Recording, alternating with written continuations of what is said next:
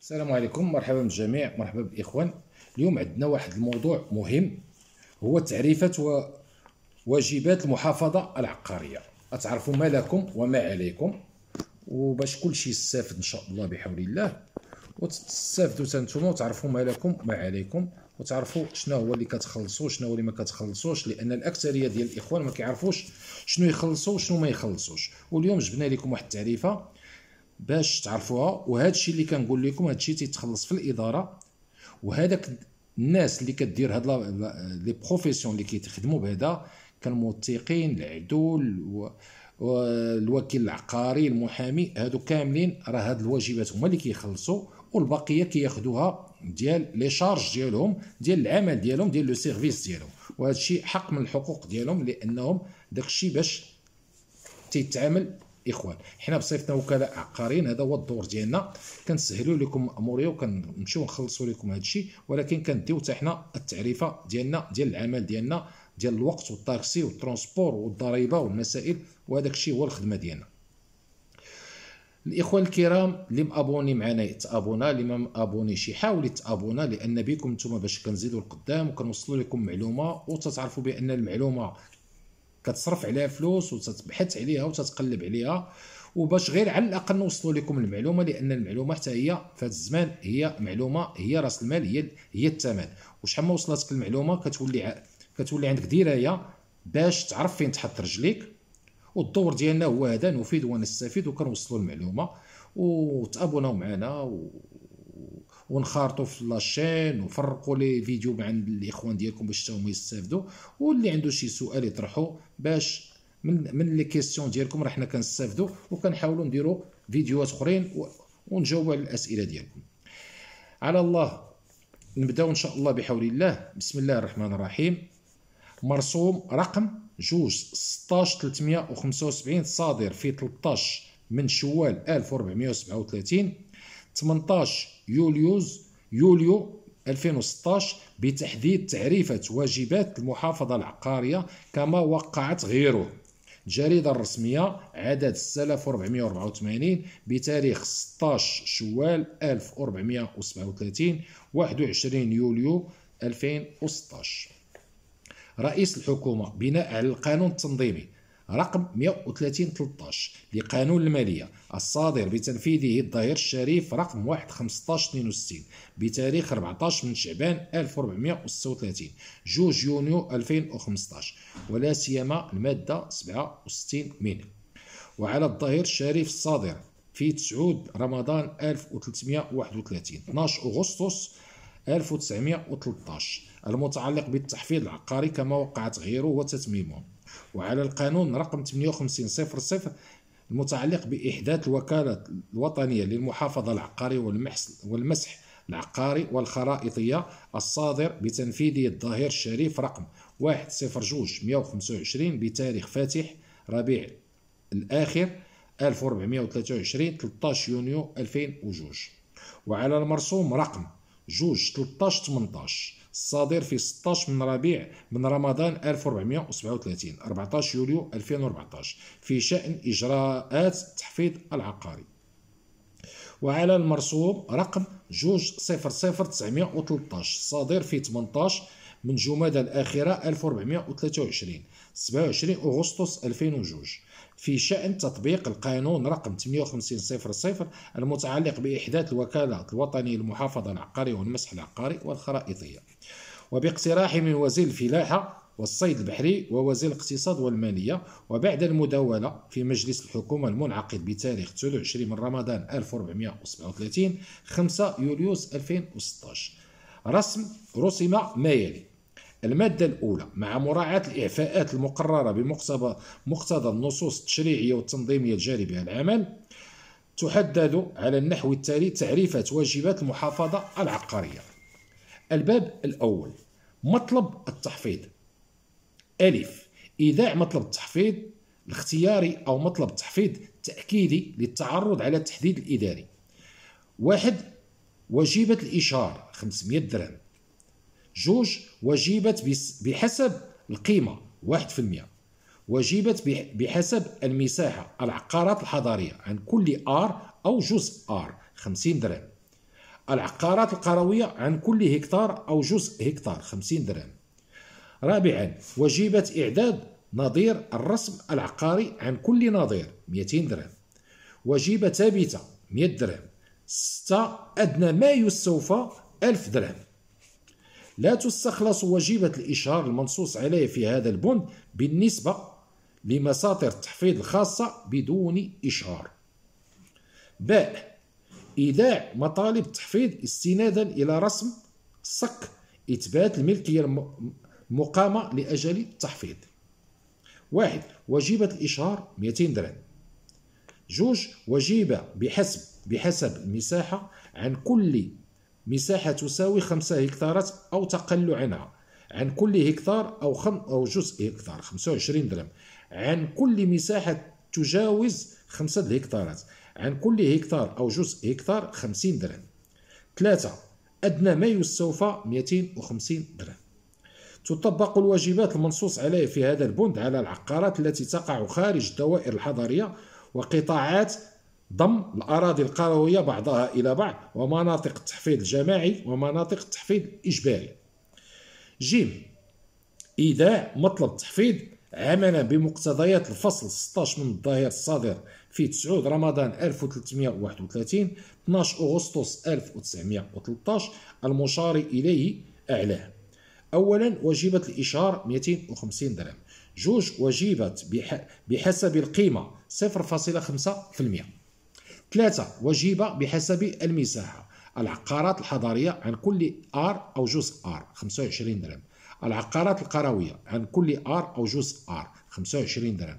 رابعا وجيبة إعداد نظير الرسم العقاري عن كل نظير 100 درهم. 5 وجيبة ثابتة 100 درهم. أدنى ما يستوفى 500 درهم. د الإيداع المجاني لمطلب التحفيظ. تودع مجانا مطالب تحفيظ العقارات التي تقع داخل قطاعات ضم الأراضي القروية بعضها إلى بعض ومناطق التحفيظ الجماعي ومناطق التحفيظ الإجباري. هاء المطلب التكميلي أو الرامي إلى تغيير أو تصحيح المطلب الأصلي. 1 إذا كان المطلب يتعلق بواقع أو اتفاقية غير قابلة للتقييم كتغيير البيانات المتعلقة بالحالة المدنية أو الجيران أو الأنصبة. وجيبة الإشهار 250 درهم. وجيبة ثابتة 100 درهم. 2 إذا كان المطلب يتعلق بواقع أو اتفاقية قابلة للتقييم كالتفويت والمعاوضة والقسمة والاعتراف بالحقوق عن طريق الإقرار أو بموجب حكم قضائي. وجيبة الإشهار 250 درهم. وجيبة بحسب القيمة 1.5%. وجيبة بحسب المساحة عند الاقتضاض. العقارات الحضرية عن كل آر أو جزء آر 50 درهم. العقارات القروية عن كل هكتار أو جزء هكتار 50 درهم. وجيبة ثابتة 100 درهم. أدنى ما يستوفى 500 درهم. ثالثا التركات. وجيبة الإشهار 250 درهم. وجيبة ثابتة عن كل عقار 100 درهم. رابعا عملية قسمة التركة. إذا تم الإيداع خلال السنتين التاليتين للوفاة. وجيبة الإشهار 250 درهم. وجيبة ثابتة عن كل عقار 500 درهم. وتستوفي الوجيبة الثابتة بالإضافة إلى الوجيبة المترتبة عن العمليات الطبوغرافية عند الاقتضاء إذا تم الإيداع بعد سنتين التاليتين للوفاة. وجيبة الإشهار 250 درهم. وجيبة بحسب القيمة 1.5%. وجيبة ثابتة عن كل عقار 100 درهم. أدنى ما يستوفى 500 درهم. وتستوفي الوجيبة بحسب القيمة بالإضافة إلى الوجيبات المترتبة عن العمليات الطبوغرافية عند اقتضاء. 9 واو تجزيء الإجزاءات. وجيبة الإشهار 250 درهم. وجيبة بحسب القيمة في حالة نقل الملكية عند الاقتضاء 1.5%. وجيبة تأسيس الرسم العقاري. إذا كانت الوكالة الوطنية للمحافظة العقارية والمسح العقاري والخرائطي هي التي أعدت التصميم 2%. إذا تولى إعداد تصميم مهندس مساحة طبوغرافية معتمد 1.5%. وجيبة إعداد نظير الرسم العقاري عن كل نظير 200 درهم. وجيبة ثابتة عن كل رسم عقاري يراد تأسيسه 100 درهم. أدنى ما يستوفى 1000 درهم. زين. التحديد التكميلي والانتقال مع القضاة إلى عين المكان.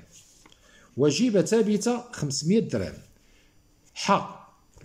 استئناف عملية التحديد لأجل التحفيظ أو التحديد التكميلي للمرة الأولى 500 درهم، للمرة الثانية وما يليها عن كل استئناف 1000 درهم. تستأنف عملية التحديد بالمجان إذا كان سبب عدم الإنجاز غير راجع إلى المعني بالأمر. ط. إعلان جديد بانتهاء عملية التحديد. وجيبة الإشهار 250 درهم. يا. رفع اليد عن التعرض. وجيبة ثابتة 500 درهم. الباب الثاني.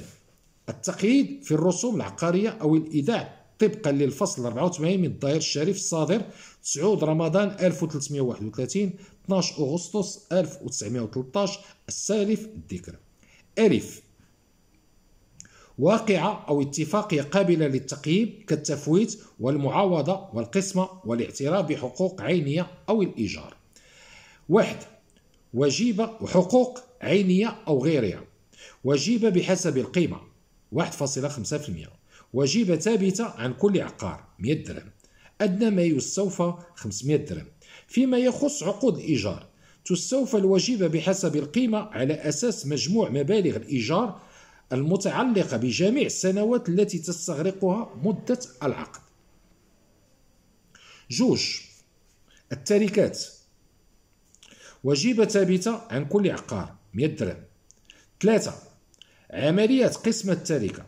إذا تم التقييد أو الإيداع خلال السنتين التاليتين للوفاة وجيبة ثابتة عن كل عقار 500 درهم. وتستوفي الوجيبة الثابتة بالإضافة إلى الوجيبة المترتبة عن العملية الطوبوغرافية عند الاقتضاء. إذا تم التقييد أو الإيداع بعد السنتين التاليتين للوفاة وجيبة بحسب القيمة 1.5%. وجيبة ثابتة عن كل عقار 100 درهم. أدنى ما يستوفى 500 درهم. وتستوفي الوجيبة بحسب القيمة بالإضافة إلى الوجيبة المترتبة عن العملية الطوبوغرافية عند الاقتضاء. باء. واقعة أو اتفاقية غير قابلة للتقييم كالتقييد الاحتياطي وشطبه والترشيد وتغيير الحالة المدنية وشطب عقود الإيجار ورفع الحجز أو الإنذار والتدخل في الحجز ونقل حق عيني أو تحمل عقاري. وجيبة ثابتة عن كل عقار 500 درهم. وتستوفى جيم. التقييد في عدة محافظات عقارية. وجيبة ثابتة عن كل عقار 500 درهم. وتستوفى الوجيبة الثابتة عن الإدلاء بالمخالصة أو نسخة منها صادرة عن المحافظة العقارية التي استوفت الواجبات المستحقة. د. الحجز والإنذار والتدخل عند الحجز. وجيبة بحسب القيمة إلى غاية 250 ألف درهم 0.50%. من 250 ألف درهم إلى 5 مليون ديال الدراهم 1.5%. ما زاد على 5 مليون ديال الدراهم 0.50%. وجيبة ثابتة عن كل عقار 100 درهم. الرفع من مبلغ الدين. تحتسب الواجبات بالنسبة للمبلغ المضاف وفق البند هاء أعلاه. زين. الحلول في الرهن الرسمي أو الرهن الحيازي. وجيبة ثابتة عن كل عقار 500 درهم. ح. تحمل الرهن الرسمي أو الرهن الحيازي أو الشروط الفاسخة. وجيبة ثابتة عن كل عقار 500 درهم. ط. رفع اليد عن الرهن الرسمي أو الرهن الحيازي. وجيبة ثابتة عن كل عقار 500 درهم. ياء.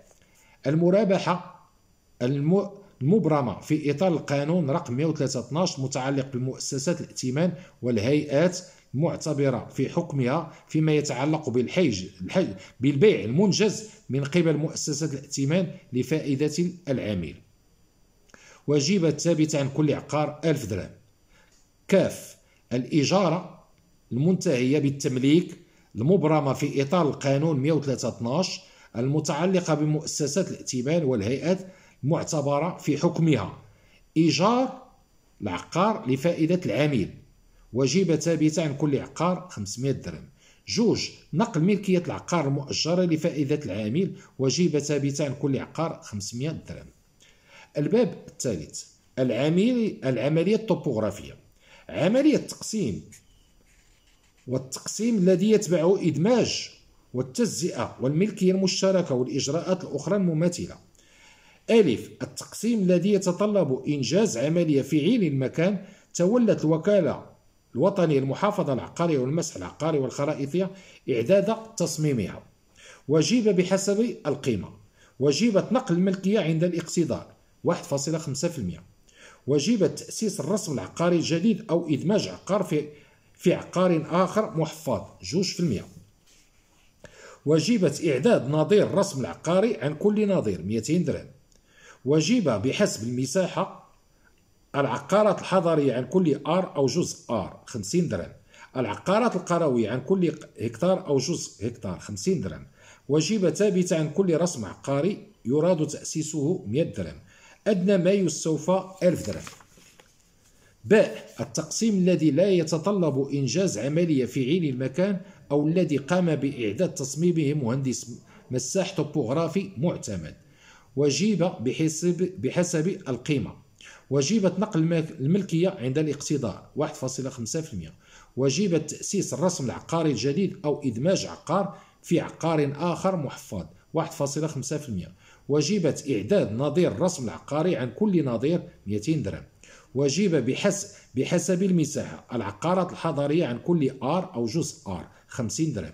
العقارات القروية عن كل هكتار أو جزء هكتار 50 درهم. وجيبة ثابتة عن كل رسم عقاري يراد تأسيسه 100 درهم. أدنى ما يستوفى 800 درهم. جيم، إدماج العقارات بعضها في بعض. وجيبة ثابتة عن كل عقار يراد إدماجه 1000 درهم.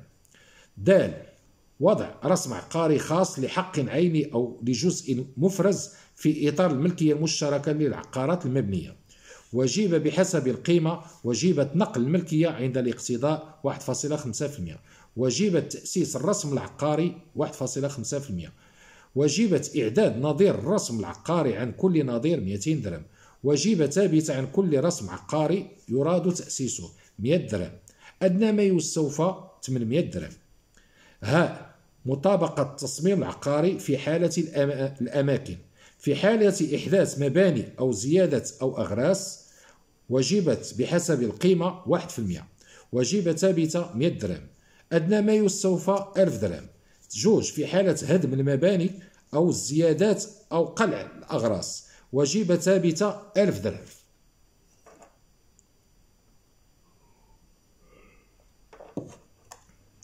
واو، إيداع نظام الملكية المشتركة للعقارات المبنية وتطبيق تصميم التجزئة. 1. إذا كانت الوكالة الوطنية للمحافظة العقارية والمسح العقاري والخرائطية هي التي أعدت التصميم، وجيبة ثابتة عن كل قطعة أو جزء مفرز 200 درهم. 2. إذا تولى إعداد تصميم مهندس مساح توبوغرافي معتمد، وجيبة ثابتة عن كل قطعة أو جزء مفرز 100 درهم. زين، استئناف عملية تحديد. وجيبة ثابتة للمرة الأولى 500 درهم، للمرة الثانية وما يليها عن كل استئناف 1000 درهم. إعادة وضع علامة الحدود. وجيبة ثابتة عن كل علامة 300 درهم. الباب الرابع، عملية متنوعة. ألف، إعداد نظير جديد للرسم العقاري أو الشهادة الخاصة حالة الضياع أو السرقة أو التلف الكلي. 1. إعداد نظير جديد للرسم العقاري. وجيبة الإشهار 250 درهم. وجيبة عن كل صفحة ولو لم تكتب بأكملها 50 درهم. وجيبة ثابتة 100 درهم. نسخة التصميم العقاري 100 درهم. أدنى ما يستوفى 500 درهم. 2. إعداد نظير الشهادة الخاصة. وجيبة الإشهار 250 درهم. وجيبة ثابتة 100 درهم. باء، إعداد نظير جديد للرسم العقاري أو الشهادة الخاصة حالة التلاشي أو التلف الجزئي. 1. إعداد نظير جديد للرسم العقاري. وجيبة عن كل صفحة ولم تكتب بأكملها 50 درهم. وجيبة ثابتة 100 درهم. نسخة التصميم العقاري 100 درهم. أدنى ما يستوفى 500 درهم. جوج إعداد نظير الشهادة الخاصة وجيبة ثابتة 200 درهم. جيم تغيير اسم عقار محفظ وجيبة الإشهار 250 درهم وجيبة ثابتة 100 درهم. د نسخة مخالصة وجيبة ثابتة 10 دراهم. هاء الإنذار بإيداع نظير الرسم العقاري وجيبة ثابتة 100 درهم. واو الاطلاع على الوثائق العقارية والبحث عن الممتلكات. 1 الاطلاع على الملف وجيبة ثابتة عن كل ملف 50 درهم. 2 الاطلاع بطريقة إلكترونية على المعطيات والوثائق العقارية. الاطلاع على المعطيات العقارية وجيبة ثابتة عن كل ملف 10 درهم. الاطلاع على الوثائق العقارية وجيبة ثابتة على كل ملف 20 درهم. الاطلاع على الوثائق الهندسية وجيبة ثابتة عن كل ملف 20 درهم. الاطلاع على المعطيات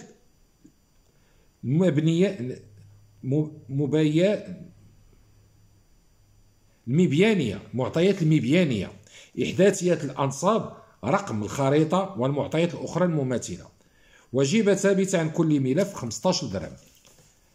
3 البحث عن الممتلكات وجيبة ثابتة عن كل شخص وعن كل محافظة عقارية 50 درهم. زين إيداع ملفات الأشخاص الاعتبارية. ألف فتح الملف وجيبة ثابتة 1000 درهم. 2 الإيداع اللاحق للوثائق وجيبة ثابتة عن كل وثيقة 100 درهم. ح الشهادات والنسخ. ألف 1 الشهادات العادية والشهادات الخاصة وجيبة ثابتة عن كل شهادة 100 درهم. 2 نسخة العقود أو غيرها من الوثائق وجيبة ثابتة عن كل صفحة ولو لم تكتب بأكملها 25 درهم. 3 نسخة التصميم العقاري وجيبة ثابتة 100 درهم. الباب الخامس السندات المنجمية. ألف رخصة البحث. 1 إعداد السند الخاص المنجمي وجيبة ثابتة 1000 درهم. 2 تجديد رخصة البحث وجيبة ثابتة 500 درهم. باء رخصة الاستغلال. 1 إعداد السند الخاص المنجمي وجيبة ثابتة 1000 درهم. 2 تجديد رخصة الاستغلال وجيبة ثابتة 500 درهم. جيم التفويت أو الإيجار. 1 رخصة البحث وجيبة ثابتة 500 درهم. 2 رخصة الاستغلال وجيبة بحسب القيمة 1% وجيبة ثابتة 100 درهم. أدنى ما يستوفى 500 درهم. د الإلغاء أو السحب أو التخلي مجانا. المادة الثانية تظل الواجبات المستوفاة تطبيقا لهذا المرسوم كسبا للوكالة الوطنية للمحافظة العقارية والمسح العقاري والخرائطية مهما كان المآل المخصص للطلب وذلك طبقا لمقتضيات جاري بها العمل. المادة الثالثة تستخلص واجبات المحافظة العقارية بأية وسيلة للأداء حسب مدلول المادة 6 من القانون رقم 103/12 المتعلقة بمؤسسات الائتمان والهيئات المعبرة في حكمها الصادر بتنفيذه الظاهر الشريف رقم 1/14/193 بتاريخ فاتح ربيع الأول 1436 24 ديسمبر 2014.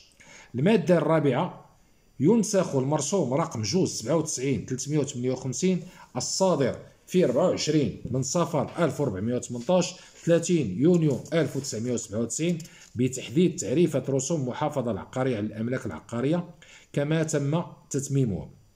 المادة الخامسة يسند تنفيذ هذا المرسوم الذي ينشر بالجريدة الرسمية إلى وزير الاقتصاد والمالية ووزير الفلاحة والصيد البحري كل واحد منهما فيما يخصه ويعمل بمقتضاه ابتداء من تاريخ فاتح نوفمبر 2016 وحرر بالرباط في 13 من شوال 1437 18 يوليو 2016. الإمضاء عبد الإله بن كيران. وقعه بالعطف وزير الاقتصاد والمالية. الإمضاء محمد بوسعيد وزير الفلاحة والصيد البحري. الإمضاء عزيز أخنوش. شكرا للاخوان. كنتمنى بان تكونوا خديتوا واحد الدرايه على هذا، ولكن واحد المعطى اللي بغيت نعطيها للاخوان واللي مهم هو بعد وفاه اي واحد الهالك، بعد الوفاه ديالو اخوان خاصكم تستافدوا بعد الوفاه. عندكم اجل ديال عامين اللي كتاخذوا فيها الاجراءات الواجبات اللي فيكس اللي مذكورين في الفيديو. الا صيفطوا عامين راه كتخلصوا داك 1.5% وتتخلصوا الاجراءات وكيجي داك الشيء غالي. ولهذا اللي عنده شي ارث ويلا توفى الهالك ديالو يفضي الامور ديالو في عامين الاولى وما يخليهش يتعطل. وبالنسبه للاخوان الاخرين راه المعطيات هي كلها عندكم والاثمنه هي كلها عندكم، ولكن دائما كما كنشوفوا كاين بعض التصميمات اللي كيصوبوا من الطوبوغراف ديال المحافظه، وكاين اللي كياخذ طوبوغراف على برا. راه لابد يكون الثمن ديالو تيدير الاجراءات ديالو الخلاص ديالو، وحتى هو داكشي اللي كيقول راه كيخلصوه هنايا صافي يدير الاجراءات. كل واحد عنده الخلاص ديالو. وكاينه واحد القضيه مهمه هي بان الاستخلاص ديال هذه الرسوم طبقا للمرسوم اللي جات به هو بان الانسان الا ما عندوش يمشي يدير التحفيظ ويدير هذا، ولكن يدير طلب للوكاله بانه باغي يدير الامور وما عندوش فلوس، ويديروا ليه حز على داك الملك ديالو. كتسالو الدوله النهار يبغي يبيعوا ولا شي حاجه كتستخلصوا. وهنايا كتكون الامور سهله وما يبقاش الانسان يتسنى فاش يجيو الفلوس ولا شي حاجه يمشي قد اموره. راه الدوله كتحل هذا الباب هذا، راه حاله كما شفتوا كتستخلصوا بالطرق ديالها القانونيه، بانها ممكن دير لك حز على الملك ديالك والنهار تبغي تبيعو ولا يحضروا لك فلوس كتخلصوا. شكرا لكم ونتمنى لكم ان شاء الله الصحه والسلامه، وما تنسوش دائما تابوناو والاشتراك والبارطاج. وشكرا لكم والسلام عليكم ورحمه الله. دائما معكم خالد الهريم، وكيل عقاري مدينه الدار البيضاء.